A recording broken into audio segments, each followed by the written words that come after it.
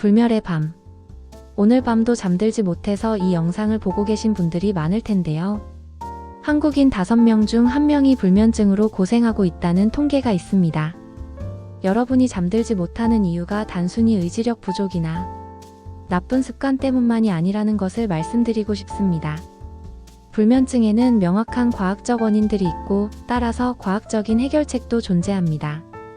오늘은 왜 우리가 잠들지 못하는지 그 뿌리 원인부터 파헤쳐보고 검증된 해결책까지 하나씩 차근차근 알려드리겠습니다. 불면증의 첫 번째 원인, 생체 시계 파괴. 불면증의 가장 근본적인 원인은 우리 몸의 생체 시계, 즉 서카디안 리듬이 망가진 것입니다. 우리 뇌 깊숙한 곳에는 식유차 상액이라는 아주 작은 조직이 있습니다. 이 조직이 바로 우리 몸의 시계 역할을 하죠. 정상적인 상태에서는 이 시계가 24시간 주기로 정확하게 호르몬 분비를 조절합니다. 여기서 가장 중요한 호르몬이 바로 멜라토닌입니다. 멜라토닌은 우리가 잠의 호르몬이라고 부르는 물질로 정상적인 경우 오후 9시경부터 분비가 시작됩니다. 그런데 문제가 있습니다. 현대인들이 매일 노출되는 블루라이트 때문에 이 멜라토닌 분비가 심각하게 방해받고 있거든요. 과학적 연구 결과를 보면 정말 충격적입니다. 취침 전 2시간 동안 스마트폰이나 컴퓨터 화면에 노출되면 멜라토닌 분비량이 최대 50%까지 감소합니다. 절반이나 줄어드는 거예요. 더 놀라운 건 현대인들이 하루 평균 11시간을 각종 스크린 앞에서 보낸다는 사실입니다. 우리가 깨어있는 시간의 대부분을 인공빛에 노출되어 있는 셈이죠. 두 번째 원인, 스트레스 호르몬 과다 분비. 두 번째 주요 원인은 만성 스트레스입니다. 스트레스를 받으면 우리 몸에서는 코르티솔이라는 호르몬이 분비됩니다. 이 코르티솔은 원래 아침에 높고 밤에 낮아져야 정상입니다. 정상적인 사람의 경우 코르티솔 수치는 밤 10시경 최저점에 도달해야 합니다. 그래야 우리 몸이 휴식 모드로 전환되면서 자연스럽게 잠들 수 있거든요. 하지만 만성 스트레스에 시달리는 현대인들의 경우 상황이 완전히 다릅니다. 밤에도 낮 수치의 70%에서 80% 수준을 유지하고 있어요. 이는 우리 몸이 계속 긴장 상태, 즉 각성 상태를 유지하고 있다는 뜻입니다. 코르티솔 수치가 높으면 심장 박동이 빨라지고 혈압이 올라가고 정신이 또렷해집니다. 당연히 잠들 수 없죠. 세 번째 원인, 잘못된 생활 습관. 세 번째는 현대인의 생활 패턴 자체가 수면에 적대적이라는 점입니다. 먼저 불규칙한 수면 패턴의 문제점을 말씀드릴게요. 매일 다른 시간에 자고 일어나는 사람들을 대상으로 한 대규모 연구가 있었습니다. 결과가 정말 심각했어요. 불규칙한 취침 시간을 가진 사람은 당뇨병 위험이 23% 증가했습니다. 또한 주말에 평일보다 2시간 이상 늦게 자는 사람은 심혈관 질환 위험이 11%나 상승했어요. 다음은 카페인 문제입니다. 많은 분들이 오후에도 커피를 마시시는데 카페인의 반감기가 6시간에서 8시간이라는 사실을 모르시는 것 같아요.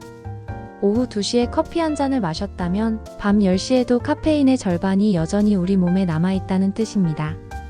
이 상태로는 깊이 잠들기 어렵죠. 네 번째 원인, 환경적 요인. 마지막으로 수면 환경의 문제입니다. 온도부터 말씀드릴게요. 우리 몸이 잠들기 위해서는 심부 체온이 떨어져야 합니다. 이상적인 수면 온도는 18도에서 22도 사이인데 대부분의 침실이 이보다 높은 온도를 유지하고 있어요. 소음도 중요한 문제입니다. 40데시벨 이상의 소음이 있으면 수면의 질이 현저히 떨어진다는 연구 결과가 있습니다. 40데시벨이 얼마나 작은 소리인지 아시나요? 도서관 수준의 소음입니다. 빛의 문제도 심각합니다. 침실에 조금이라도 빛이 있으면 우리의 깊은 잠, 즉 렘 수면이 30%나 감소합니다. 이제 해결책을 하나씩 알려드리겠습니다. 첫 번째 해결책, 생체시계 복원. 먼저 생체시계를 복원하는 방법입니다. 핵심은 빛을 전략적으로 활용하는 것이에요. 아침에 일어나자마자 해야 할 일이 있습니다. 기상 후 30분 이내에 자연광을 쬐는 겁니다. 이때 필요한 밝기는 1만 럭스 이상이어야 해요.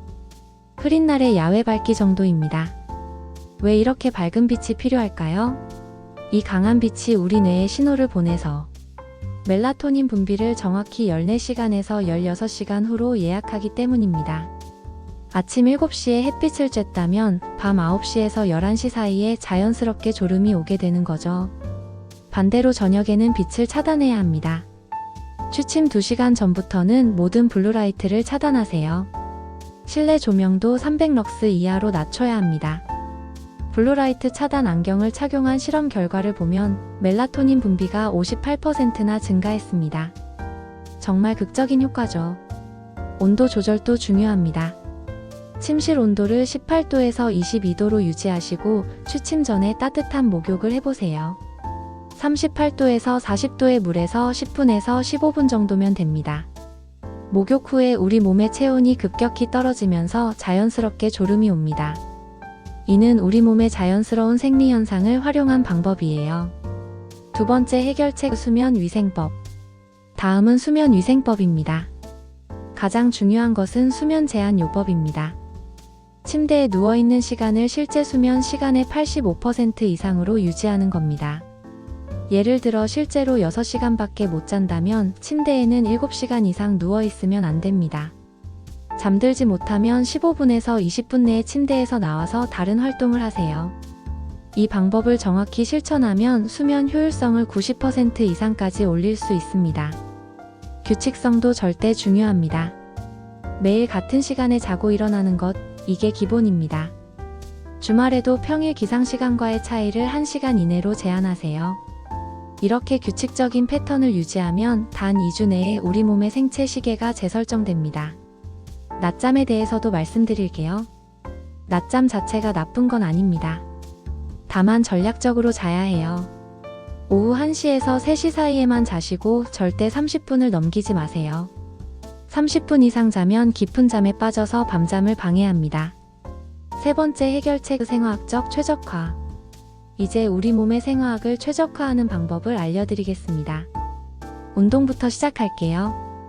규칙적인 운동은 깊은 잠을 20% 증가시킵니다. 정말 놀라운 효과죠. 하지만 타이밍이 중요합니다. 취침 4시간 전 이후에는 격렬한 운동을 하시면 안 됩니다. 저녁에는 요가나 스트레칭으로 부교감신경을 활성화하는 것이 좋아요. 카페인에 대해서도 정확히 알아두세요. 카페인의 반감기는 6시간에서 8시간입니다. 오후 2시 이후에 카페인을 섭취하면 잠드는 시간이 평균 27분 지연되고 수면 효율성이 7% 감소합니다. 알코올도 마찬가지입니다. 많은 분들이 술이 잠을 잘 오게 한다고 생각하시는데 이는 완전한 착각입니다. 알코올은 잠들게는 해주지만 렘 수면을 37%나 감소시킵니다.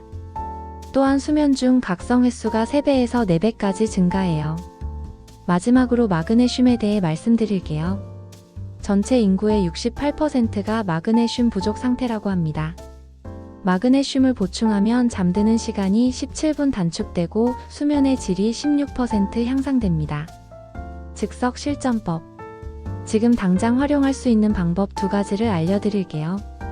첫 번째는 478 호흡법입니다. 과학적으로 검증된 즉석 수면법이에요. 4초간 코로 숨을 들이마시고 7초간 숨을 참고 8초간 입으로 천천히 내쉬세요. 이를 4회 반복하면 됩니다. 이 호흡법은 부교감신경을 78% 활성화시켜서 즉시 이완 상태로 만들어줍니다. 두 번째는 점진적 근육 이완법입니다. 발가락부터 시작해서 머리까지 각 부위별로 10초씩 힘을 주었다가 빼는 방법입니다. 이 방법으로 근육 긴장도가 45% 감소합니다. 3주간 실행 계획. 마지막으로 구체적인 실행 계획을 말씀드릴게요. 1주차에는 기본기를 다지세요. 매일 같은 시간에 자고 일어나기, 취침 2시간 전 블루라이트 차단, 침실 온도 18도에서 22도 유지, 이 3가지만 지키시면 됩니다. 2주차에는 심화 적용을 해보세요. 아침 햇빛 노출 30분, 478 호흡법 매일 실천, 오후 2시 이후 카페인 금지를 추가하세요. 3주차에는 완전히 정착시키는 단계입니다. 수면 일기를 작성해서 자신만의 패턴을 분석하고 개인 맞춤 수면 시간을 찾으세요. 그리고 장기간 유지할 수 있는 전략을 수립하시면 됩니다. 마무리. 정말 놀라운 사실을 하나 말씀드리고 끝내겠습니다. 제가 오늘 알려드린 방법들을 정확히 실천한 사람들의 87%가 2주 내에 수면의 질 개선을 경험했습니다. 여러분의 불면증은 절대 의지력의 문제가 아닙니다.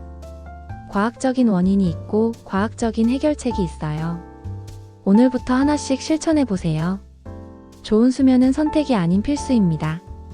건강한 잠으로 더 나은 내일을 만들어 가시기 바랍니다. 좋아요, 알림, 구독은 사랑입니다.